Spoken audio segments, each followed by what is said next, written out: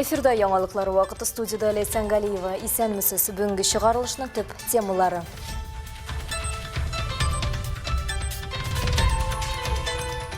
Инфекция, вирус, грипп. Иң зәгыйфь төркемнәргә куркыныч яный. Если давление сильно понижается или повышается, например, ниже 100 на 80 или выше 140 на 90, нужно обращаться обязательно к врачу за помощью.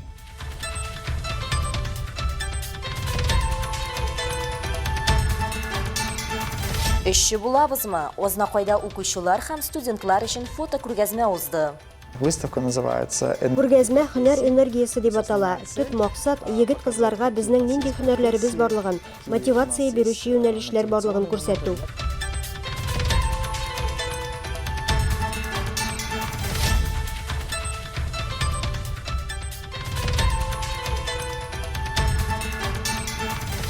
Осталар көч сынаша. 17 төбәк спортчысына каршы Әлмәтнең 7 теннисисты.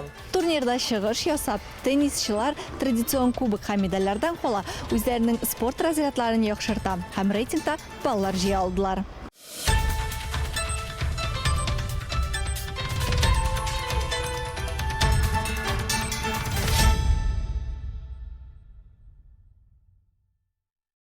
Көзнең бу вакытында кескен респиратор, вирус инфекциясы һәм грипп белән авыручылар саны арту күзәтелергә мөмкин. Шуңа күрә хәзер табибларның төп бурычы халыкның иң зәгыйфь төркемнәрен саклауда. Бу балалар, йөкле хатын-кызлар, картлар һәм хроник авырулары булган кешеләр. Калабыздагы эпидемиологик вәзгыятьне хәбәрчебез Алсу Әхмәтҗанова белеште.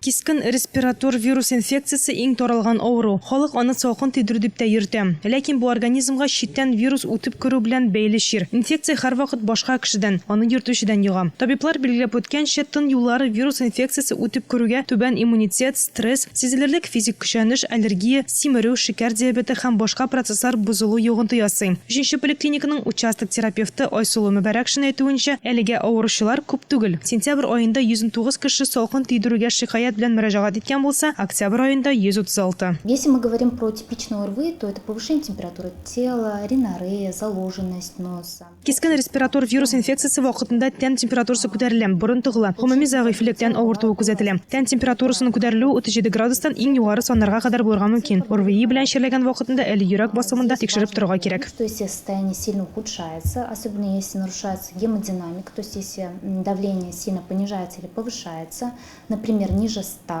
на 80 или выше 140 на 90, нужно обращаться обязательно к врачу за помощью.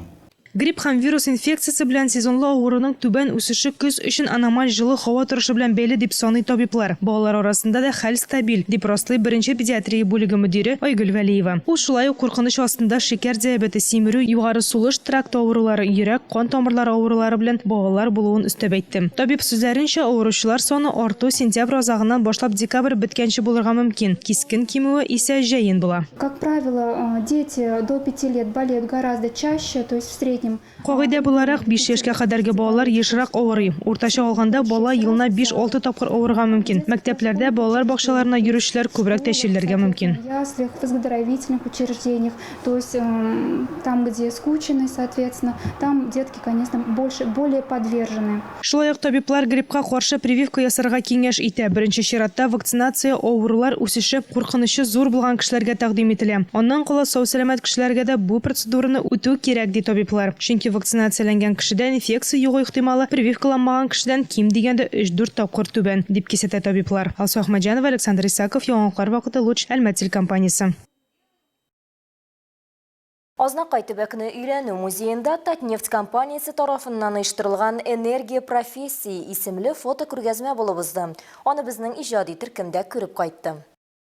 Мондый чара әле беренче тапкыр уздырыла һәм ул студентларны, мәктәп укучыларын эшче һөнәрләренә җәлеп итүгә юнәлдерелгән. Выставка называется Күргәзмә һөнәр энергиясе дип атала. Төп максат егет-кызларга безнең нинди һөнәрләребез барлыгын, мотивация бирүче юнәлешләр барлыгын күрсәтү. для привлечения этих ребят к нам на производство. Күргәзмә чыннан да мавыктыргыч узды. Монда районның белем бирү учреждениеләреннән 9-нчы сыйныф укучылары һәм Азнакай политехник техникумында һөнәр үзләштерүче студентлар килгән. Ну, я учусь в Азнакаевском техникуме. Мин техникумда 3-нче курста автомеханикка укыйм. Татнефть һөнәре күргәзмәсенә килдем. Күп юнәлешләр белән таныштым. Монда үзеңне табарга була. Кызык монда. Интересно тут. Әйе, һөнәри юнәлеш бирүгә багышланган чара яшьләрне җәлеп итте. Татнефть компаниясе белгечләре бу эшне даими рәвештә дәвам итәргә ният кыла. Я думаю, это будет на постоянной основе, да, безусловно, потому Минемчә, бу даими нигездә булачак, чөнки студентлар һәм мәктәп укучыларыннан бәяләмә уңай. Аларга кызык. Бу шулай ук күргәзмә ахырында уза торган сорауларда да күренә. Һәр хәлдә кешеләр үзгәрә, укучылар да, студентлар да. Моны һичшиксез үткәрергә кирәк. приходит и так далее. То есть, обязательно, мне кажется, это надо проводить. Илмира Шарифуллина, Рөстәм Әкбаров, Яңалыклар вакыты, Луч, Әлмәт телекомпаниясе. Җәннәт әниләрнең аяк астында ди халык. Аналарның бу тормышта зур роль уйнавын тагын бер кат искә төшерер өчен үткәрелә торган бәйрәм әниләр көне Әлмәттә дүшәмбе кичендә узды. Җырлы, биюле, истәлекле бүләкләр тапшыру тантанасында хәбәрчебез Алсу Әхмәтҗанова да булып кайтты. Ноябрь айының соңгы якшәмбесе әниләр көне үткәрү бәйрәме Әлмәттә инде матур традициягә әйләнде. Бүген Нефтьчеләр мәдәният сараенда барлык әниләрне, хатын-кызларны, йөкле хатын-кызларны барысын да матур бәйрәмгә җыйдылар.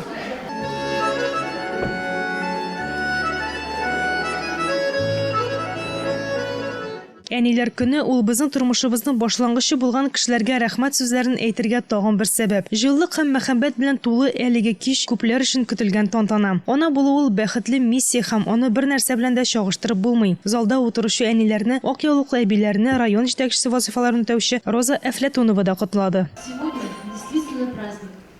И пусть он немножко со слезами на глазах. Бүгенге күркәм бәйрәм күзләргә яшьләр килә торган чара. Әлеге бәйрәм безгә тагын бер кат аналарга рәхмәт һәм җылы сүз әйтергә өнди. Мам всех на этом свете. Сәхнәдә тарихта без излебез республика фестиваленең муниципаль этабында катнашучыларны бүләкләү тантанасы узды. Шулай ук махсус хәрби операцияләрдә катнашучыларның әниләрен һәм хатыннарын хөрмәтләделәр. Мы горды тем, что есть внутри нас, и передаем опыт из поколения в поколение. Татарстан Республикасы рәисе указы белән балаларны тәрбияләүдә һәм гаилә традицияләрен ныгытуда казанышлары өчен Әлмәттә күп балалы аналарга ана даны медале тапшырылды. Алар арасында Ләйсән Шамсуллина да бар. Ул 9 бала анасы. Гаиләдә 5 кыз һәм 4 малай үсә. Бүген иң улысына 15 яшь, иң кечесенә нибары 6 ай. Софиуллина Лейсан Фазыловна, домохозяйка, мать 9 детей. Мы очень рады, что в такой день особенный. Тантаналы бәйрәмдә безнең гаилә өчен бүләк алуга бик шатбыз. Иремә һәм балаларыма рәхмәт. Алар булмаса бу бүләк булмас иде. Әни бу минем икенче исемем. Миңа әни булу рәхәт. Я считаю, что это мое призвание все-таки. Да, оно меня не отягощает, а наоборот, мне в удовольствие. Әниләр балаларына йөрәк җылысын бирә. Алар саклаучы да, яклаучы да. Әниләр исән чакта барыбыз да бала. Әни ул безнең һәрберебезнең яшәү чыганагы. Әнидән башка без тормышыбызны күз алдына да китерә алмыйбыз, мөмкин дә түгел. Һәм бары тик әниләр янында гына шәйләребез дә тәмле, ашларыбыз да, көннәребез дә ямьле. Йомгаклап шуны әйтәсем килә. Кемнәрнең әниләре исән, кадерен белеп, әниләребез янында ешрак булыйк.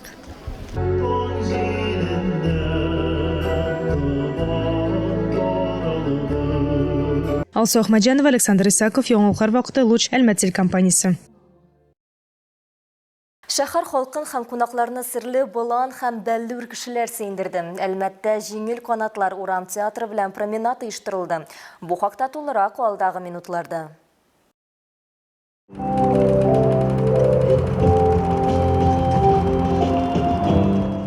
Ленин урамы буенча узган променадта шәһәр халкы тылсымлы болан ясау лабораториясенең нәтиҗәсен күрде. Ул тиздән әзер булачак поиск Кая спектакленең бер өлеше. Бу эшне башкарып чыгар өчен махсус волшебный шляпа театры җитәкчесе Дмитрий Орлов чакырыла.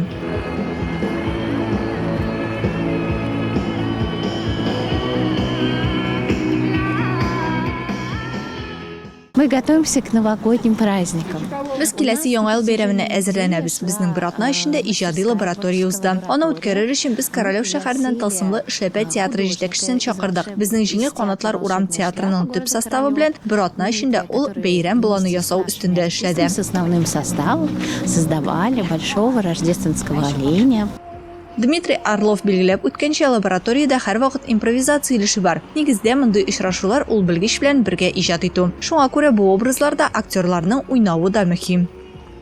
Наша лаборатория, она заключалась в том, что... Безнең лаборатория ул җиңел канатлар урам театры артистларын зур фестиваль курчаклары ясарга өйрәтүдән гыйбарәт иде. Менә шундый интерактив курчаклар барлыкка килде. Миңа аларга технологик процессны һәм әлбәттә алар белән куллануны өйрәтү мөһим иде. И такой вот художественная часть немножко. Узып баручылар сокланып карап торды, истәлекле фотолар ясады, әтләгәннәр променадка кушылды. Мин һәрвакыт аларның чыгышларын карыйм, бик кызыксынам, бик алар матур, бик сөйкемле. И бүген яңа ел бүтән хисләрне тудырдылар, бик шады представлениеләре. Безусловно, создать волшебное настроение удалось. Это было как будто магическое, как будто в сказку попали. Очрашу драма театры территориясеннән башланып, Әлмәт иҗтимагый үзәге бинасы янында тәмамланды. Алсу Нуриева, Александр Исаков, Яңалыклар вакыты, Луч Әлмәт телекомпаниясе.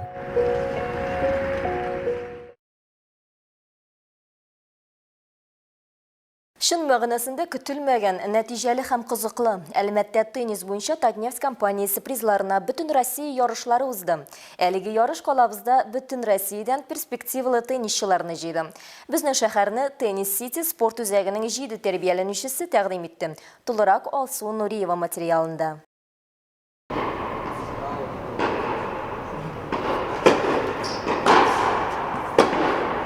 Мондый турнирлар гадәттә иң көчле теннисчыларны җыя, һәм бу очрашуда искәрмә булмады. Әлеге ярышларга Россия Федерациясенең 18 төбәгеннән 33 егет һәм 34 кыз сайлап алына. Оештыручылар билгеләп үткәнчә, мондый масштаблы очрашулар илебездә елына 20ләп уза. Әлеге зур ярышларны уздыру мәйданчыкларының берсе Әлмәт. Серия всероссийских соревнований, которые проводятся по всей стране.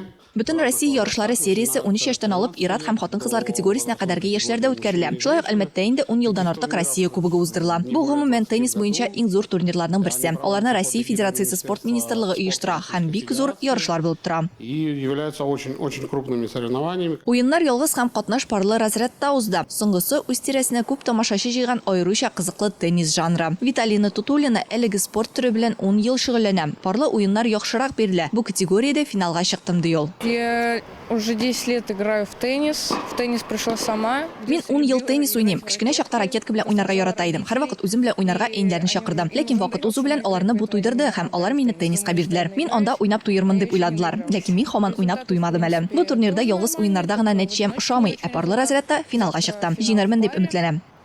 Вот, надеюсь на лучшее. Ялгыз уеннарда җанатарлар саны буенча алардан калышмады. Әмир Сәлимгәрәевнең беренче зурлар спорт разряды. Яхшы нәтиҗә тырыш хезмәт җимеше дип билгеләп үтә спортчы. Теннисом занимаюсь я уже более 10 лет.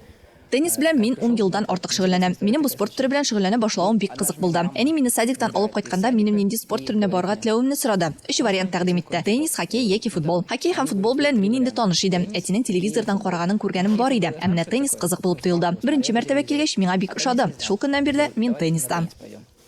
Вот, пришел в первый раз. Мне все понравилось. Так и остался тут. Турнирда чыгыш ясап, теннисчылар традицион кубок һәм медальләрдән кала үзләренең спорт разрядларын яхшырта һәм рейтингта баллар җыя алдылар. Финал уеннарында катнашучылар матур көрәш һәм җиңүгә омтылыш күрсәтте. Я очень рада, что заняла призовое место. Призлы урын алуыма мин бик шат. Дөресен әйткәндә, көндәшләрем төрле шәһәрләрдән һәм төрле әзерлектәге кызлар. Күбесе белән әле моңа кадәр кортта очрашкан юк иде. Алар белән уйнап каравыма шат. Финал уенны Лёля Макаров белән уйнадык. Моңа кадәр шулай очрашкан юк иде. Аның белән уйнап карау мөмкинлеге туына һәм үземнең җиңүгә мин бик шат. Тоже вот очень интересно сыграть. Хорошо, что вот получилось выиграть.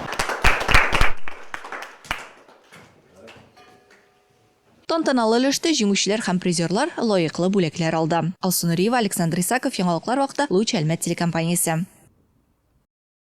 Қолабызда ауыр атлетика бойынша әлмәт біріншілігі узды. Оның барышында 100-ге якын катнашучы үзләренең спорт осталыкларын күрсәтә алды.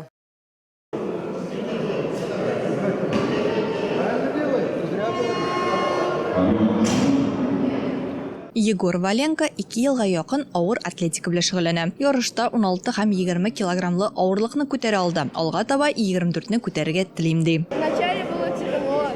Тренер говорил, как сделать проще, как лучше. Я всегда слушал. И вот сейчас я тут.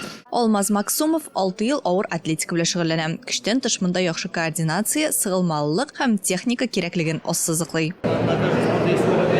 Һәрбер спорт түренең үз яратучысы бар. Авыр атлетика ул гадел көрәш. Шулай ук күп кешеләр белән танышырга һәм дөньяны күрергә мөмкин.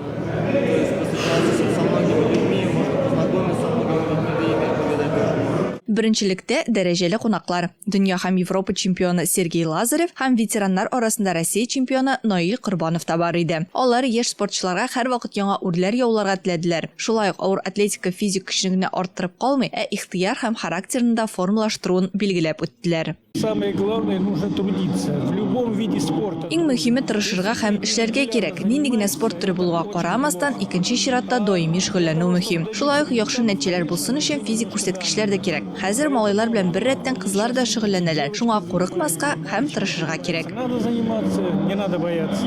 Катнашчыларның осталыгын ыргылу һәм өтү кебек авыр атлетика күнегүләрендә бәяләделәр. Ярышлар 10 яшьтән 12 яшькә кадәр һәм 13 яшьтән 17 яшькә кадәр 2 яшь категориясендә узды. Чара 18-нче тапкыр уздырыла һәм СССРның спорт мастеры Николай Федоров истәлегенә багышлана. Ул үз дәверендә дистәләгән призер һәм чемпионнар тәрбияләгән.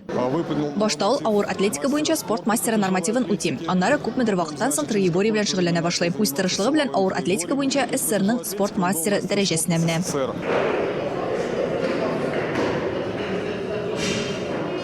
Барлык катнашчылар да югары әзерлек күрсәтте. Иң яхшыларына лаеклы бүләкләр тапшырылды. Алсынуриева, Александр Исаков, Яңалыклар вакыты, Луч Әлмәт телекомпаниясе. Хөрмәтле тамашачыларыбыз, яңалыклар чыгарылышының туры трансляциясын сез ВКонтакте социаль челтәренә кереп, Луч Әлмәт төркемендә сәгать кичке 7-дә карый аласыз. Безнең иң кызыклы сюжетларыбыз да рәсми аккаунтларыбызда урнаштырыла. Һәм тагын бер мөһим мәгълүмат: хәзер сез үзегездә яңалыклар, актуаль вакыйгалар һәм проблемалар белән уртаклаша аласыз. Моның өчен экраннарыгыздагы сылтама буенча күчәргә мөмкин. Төбәгебез өчен сыйфатлы һәм мөһим яңалыкларны бергә булдырыйк.